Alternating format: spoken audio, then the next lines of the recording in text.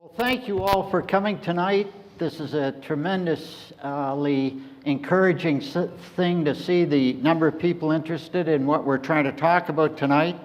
I'm so delighted we have Tim with us tonight.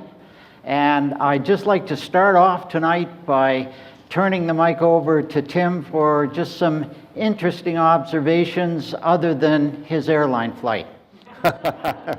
Thanks, Bob. Thank you. It's funny, whenever I come to Canada, I feel like I'm visiting an identical twin brother that was separated at birth somehow. And, it's like there are so many similarities between the two countries. We're both, in terms of our democracies, broadly similar. Our economies are similar with the resource base and the importance of natural resources. Obviously, common cultural heritage and all the rest of it. And yet there are some fundamental differences, some things that have changed since 200 years ago when we were set up. But it's always, for me, enormously stimulating to come here because it is the same but a little bit different, and that makes you think about a lot of your assumptions. So maybe I'll just start with that observation. Well, I would like to pick up on it because when I was at TransAlta, we had power plants for the Western Mining Corporation in Western Australia. All I had to do was substitute the word Ottawa for Canberra, state for province, federal for Commonwealth, and it was all the same rhetoric whatsoever. So the one difference, of course, was the accent, right. Which our power plants were out in the backcountry, so that we had some interesting discussions. And the other thing that Australia has that Canada and Alberta can't compete with is all those snakes and scorpions. Ours are all in the House of Commons, not out on the back. So anyway, on that rather light note, I just wanted to sneak in a more interesting question, and that is, when we begin to look at the environment and energy, the systems that they have to operate in become so important. And do you see differences in the systems between Australia and Canada? I know you know it well. And I just wanted to sort of lead into some of the other questions by just looking at sort of an overview on systems questions, which I think at least are important. Sure, no, they really are. We both have enormous countries, and Australia at least has a very extensive electricity grid which runs through the southeast of the country. It's probably one of the largest well-integrated grids on the planet. Yeah, I guess your stuff runs along the border with the US and is well connected southwards, but maybe not so much east-west, would be my guess. I think that's right. Yeah. So there are differences there, but it's the natural endowments of the countries that are so different. You have hydro, so much hydro, which has been a huge benefit. I think it may also be something of well, we'll see. It may be something of not a problem, but a break on things in the future. In Australia, we've had lots of cheap coal. Until a decade ago, over 90% of our electricity was generated through burning coal. And yet we have some of the finest wind resources and finest solar resources on the planet as well. Right. That's changed in the last decade, but yeah, so you're quite right. Those natural endowments, the nature of the energy system and the requirements are different. I think your federal government has done a little better job of it than ours necessarily on some of these issues. Is that a fair comment? Probably not. Well, I shouldn't really say that. We have done some good things, but everything, wherever I travel in the world, everyone has a rosy view of what's happening overseas. They don't see the hard grind it takes to get anything done, They just see the sort of outcome. And so things look easy or better. But, we have had a very divided view of what needs to be done in Australia. The one big difference for us is that I think federally energy policy is important, whereas That's here right. It's much more a state or province-based. That's right. Yeah, so it is possible to get the nation moving in one direction in Australia, more easily. But we've had deep divisions over climate change and energy policy that with each election, things change. And that has been a disaster for business because policy certainty when you're making infrastructure decisions that pay off over years and decades is so essential. You've got to have that. I think, you know, it just helps business so much to know that the policy settings aren't going to change abruptly into the future. One of the things that's so critical right now, and we really feel this here in Alberta, is how our whole economy transforms from a carbon-based economy to a post-carbon economy in connection with it. Now, you've already mentioned the coal in Australia, which, but how do we do this kind of transition? Because this is so central to both our countries' economies, so central to university financing, so central to government financing and everything else, so central to jobs, that there's a complexity here that is almost intimidating in terms of looking at it. You're absolutely right. And on top of that, we are really learning on the job because we haven't known which policy instruments work best under certain circumstances until recently. And you're quite right. I mean, this is such a complex area of economic, environmental, social interactions that it has been very difficult to make progress initially. But I think that, you know, over the last 5 years, things have really started to change. You know, following the Copenhagen meeting, we had the Copenhagen Accord signed, which committed various nations to reduction targets. The US and Canada both have the same target, you know, minus 17%. And the US is well on the way to achieving that. So emissions peaked in 2008 in the US and they've been going down, they're down 8% since. Australia had a minus 5% target below 2000 levels. And we are making progress too on that. We've had a big change just 3 years ago in the Australian context. We had a new government elected that brought in a clean energy bill, which was very comprehensive in the sort of measures it brought forward. It brought in a carbon price. It established a clean energy finance corporation. It established a research and development fund and a whole series of important initiatives. They're really paying off for us now. And I might just spend a minute, if I could, just talking about this transition and the impact they've had. Over the last 12 months in Australia, we've seen emissions from the electricity sector drop by nearly 10%. And that's happened because we've shifted away from coal. The carbon price has caused black coal particularly to be less competitive. But at the same time, renewable energy sources are becoming so much cheaper. We've seen a drop in the production costs for solar panels of 80%. And now in Australia, solar is a booming industry. It's still only a small percentage of generation, but it is fundamentally changing the electricity market, as is wind. And when I look at that, you know, how do you make that transition? How does it happen? I always think about Germany, because Germany has had a very long-standing policy of fostering and encouraging renewable energy.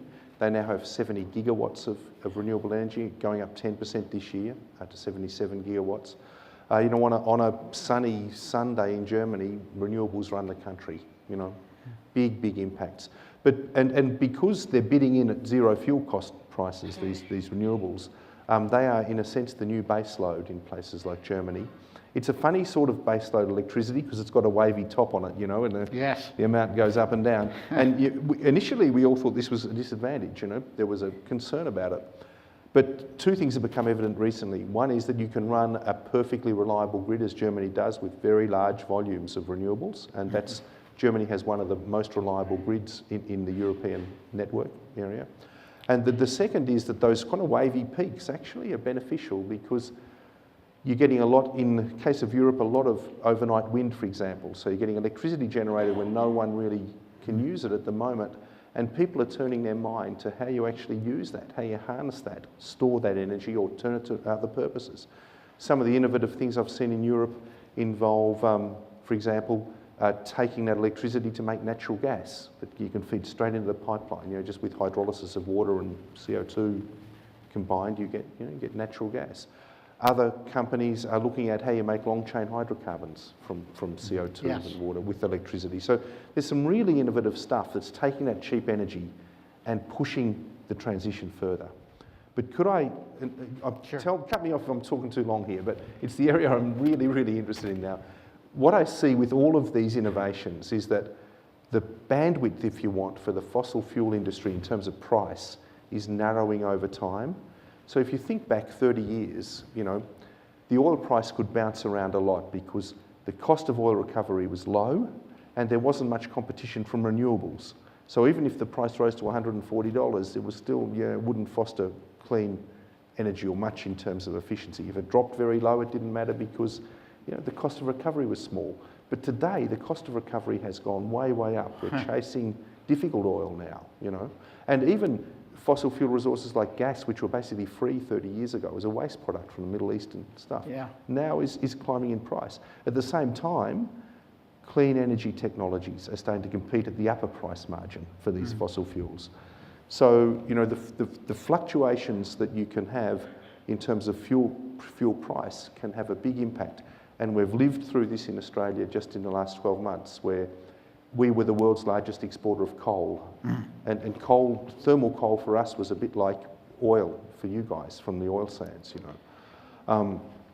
But the price has dropped so low now that it's not worth digging the stuff up. And we've had massive retrenchments in the labour force in coal in Australia, 20% drop. We're looking how do we adjust to that. But renewables are absolutely booming. Well, renewables are certainly making steady progress here in Canada, but one of the real difficulties we've run into is the price of natural gas is so low that it's sort of that increase has tapered off, and we're seeing many more conversions to natural gas-fired plants as opposed. And one of the things that really strikes me is that for the future of renewables, the world price of oil and the local price of natural gas are just critical to making the economics right for renewables really to begin to take off. That's right. Well, in Australia, we went through a period of building a lot of natural gas-fired power plants. Most of those are now sitting idle because the price of gas is higher than it is here, and the price of renewables just keeps on coming down, and there's no space in the market for gas. In Europe, the gas generation is finished at the moment. In places like Germany, they built a lot of stock for the same reasons, and they're just not running. They're selling them off after just testing them and sending them overseas. But the bottom line for this sort of stuff is utility values. There's been a write-down in the value of the European utilities of $500 billion in the last 5 years. And that's because of overinvestment in gas, this unanticipated shift to renewables, further penetration of solar, and dropping demand, because the solar, you don't need to buy into the market. So things are changing really, really quickly, and it's extremely challenging for economies when you've got such write-offs like that. I was really interested in your comments about the new government bringing in this bill and bringing in a price. That's a price for carbon, is it? That's right. It was $23 a tonne initially. Because initially we had a kind of supplementary price here in Alberta, $15 a tonne. There have been discussions between Ottawa and Alberta with regard to expanding that as part of the equivalency arrangement between the two levels of government. But that's never happened yet. And yet at the same time, we've got companies like Shell with a shadow price of $40 a tonne behind the scenes in their own corporate planning, which is interesting because they're assuming that price is probably going to be, when you look at a 40-year life of a refinery or something like that, then that is going to be a background assumption that they need to feed into the system. Are you seeing prices beyond that initial price in Australia? Sure. I think that's prudent practice to figure in a shadow price at that level. We are seeing carbon trading expand around the world. Azerbaijan just introduced carbon trading. It's the 40th jurisdiction to do so. And of course, your Californian scheme, or just south here, has started this year. So carbon pricing is definitely gaining widespread favour around the world. Prices generally are below that you've talked about there. But they're only generally, I think, going to go in one direction. But Bob, I wonder, is that the key issue? When I talk to my friends in the oil and gas sector, they say their nightmare was always either the price of oil would go so high that people couldn't afford it and they'd switch to substitute fuels, or to drop so low they couldn't afford to recover it out of the ground. And if you look at demand for oil at the moment is being held up by China. I spent 2 months in China recently. and you see the problems, the air pollution problems, the road congestion problems.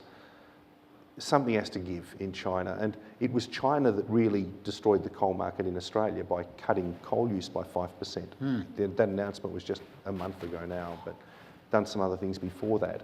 But to cut coal use burning in China by 5% over 4 years is huge. And how much do they have to cut back on oil imports before you drop the price down below the floor?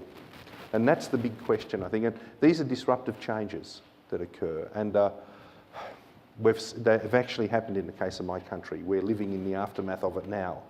But I think for Albertans, thinking about this, how do you develop a sustainable economy, sustainable approach to resource extraction? We have to recognise that we're living in this world which it's going through very profound change in energy markets. Well, it's interesting you raised the issue of China, because that is very much in the background of a great deal of thinking here in Alberta in terms of capital resources from China. And of course, China is, in the last 2 years, probably the largest foreign investor in Alberta.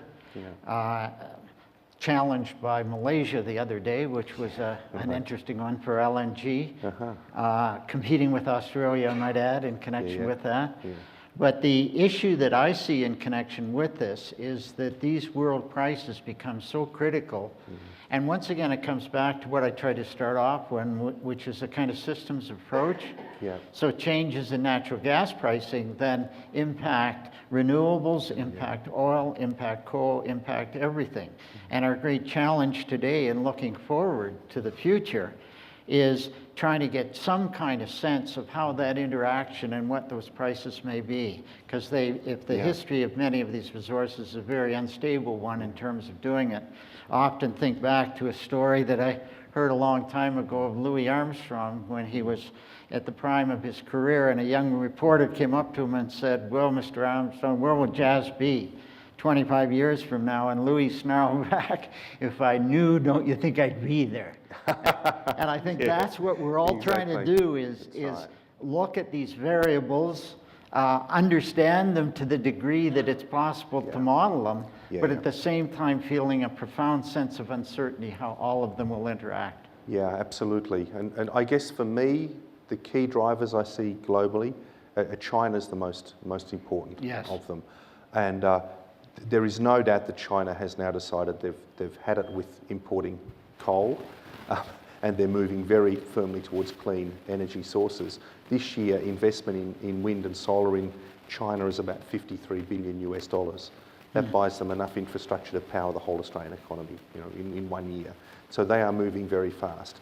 And it's not just what happens internally for them that's important, it's the external ramifications. So the price of production for solar panels, I think I mentioned, has dropped 80% in 4 years and will continue to drop. It's now people are looking at inverter technology and the price is dropping there. So it's just becoming more and more cost competitive with mainstream electricity. Wind is going through the same revolution. We've seen in the European market, the wind energy sector used to be a bit bespoke, the small companies making these different varieties. That's all changing. They're now going into mass production with containerised, everything's containerised, even the towers, and it's going to be, the prices will halve in the next 5 years. The cost of production for wind infrastructure is likely to halve in the next 5 years. Well, we run into exactly the same, because China has in fact dumped solar panels here in North America. I don't know, and the costs of them have turned out to be very low indeed in comparison to earlier years.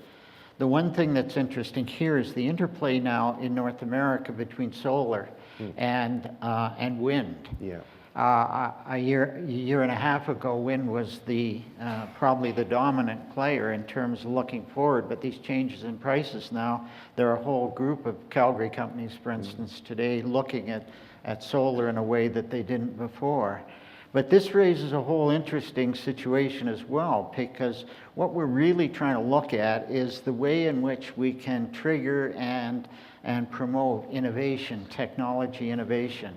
Because if we're going to get to a post-carbon era, then the speed and the efficiency at which we can move to those new technologies is very much at the front and center in terms of where we're going. So do you see solar in a beautiful sunny country like Australia, where the Calgary likes to brag about how much sunshine it gets? When I've been in Australia, we pale in comparison to Australia in connection with this. So do you see solar then really beginning to take off now? I think that is the technology of the future, particularly for countries like Australia. I mean, not only do we have lots of sunlight, but we're sort of rugged individualists as well, and the idea of having your own I never power could have supply. guessed. No, exactly, and sort of saying to the energy company, well, sorry guys, I'm doing my own thing here. It's very tempting to many Australians. And Australia has led in terms of technological innovation in the solar panel area. Right. We're now playing a strong role in the battery storage area as well. Right. And we are on the cusp now of seeing batteries for households, which will just be wheeling things you'll buy down at the local hardware, and that'll give you initially probably a couple of hours of storage, but that is so important in the energy market because you're just going through that peak, the evening peak then, and taking that. And those utilities that have lost $500 billion of value in Europe, you wonder what the role for large utilities is in these, as this transition deepens. So yeah, solar for my bet, and particularly for countries like India, it's just, once the prices come down, it has to be the way forward. I think there's still going to be an important role for wind as well because their cost of production is coming down. But when you get to the fuel sources where you have a cost for fuel, the fossil fuels and those sort of things, I think the future is less certain. This gas issue in the US, I think the critical issue there is how long a price is going to remain low. And that, I think, is anyone's guess. One of the challenges I faced when I chaired the National Roundtable was trying to convey to politicians and convey to the public complex science like climate change in a manner in which it could be absorbed quickly and understood in connection with it. I had some peripheral involvement with the Intergovernmental Panel, which tried to do it by taking the tough, hard science volumes that we all have up on our shelves and paid far too much to Cambridge University Press for them. And then they tried to do these summaries for decision makers, I think they called it. And yet if I can use this term without being totally critical here, the disruptions between, or the trivialization between the complexity of what we're trying to do with climate change and the way in which it was then being translated into policy led to some of the misunderstandings that emerged from this. And so in looking at this, whether it's climate change, whether it's oil and gas technology, whether or not it's some of the new renewables, we have this enormous challenge of trying to take complexity and make it meaningful for the average voter and even for the average politician. That's absolutely right, and that's what I guess that's been my principal role for the last 3 years as Chief Climate Commissioner, is just trying to provide information to the Australian public in ways they can readily understand. And we've developed a particular way of doing that, which I think has been pretty effective. There's 6 commissioners, there were 6 commissioners, now 5 councillors, so 5 of the 6 continued on. But we've tried to be very focused on the evidence. So we're not a lobby group, we're not anything else. We just provide evidence. And among the councillors, we have an ex-CEO of a fossil fuel company in Australia.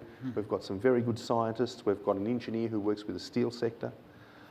So we just bring the evidence to the people, and our skill is to try to explain things simply. And what we do is we travel around the country. We go out and have town hall meetings very much like this, where we have a discussion like this maybe, or present a 15-minute presentation, then answer people's questions. We'll have a business breakfast the next morning and engage business people, and then we might go to a university or whatever, and use the media. So, get to the local newspapers, make sure you're on the radio, make sure that you're being tweeted, and get your key graphics for your reports are getting out there. And of course, we with every one of those engagements, we have a report, we have a focus of interest. It might be what's happening internationally. It might be what was the summer about? Why was it so hot? What was the recent flood? How much did climate change influence that? So it's really important that you keep topical, you keep the focus on that, but I think remain independent, and just focused on the evidence. And I've noticed over the 3 years just how much public understanding has shifted. People really understand a lot of this now. It's just that repetition, that engagement.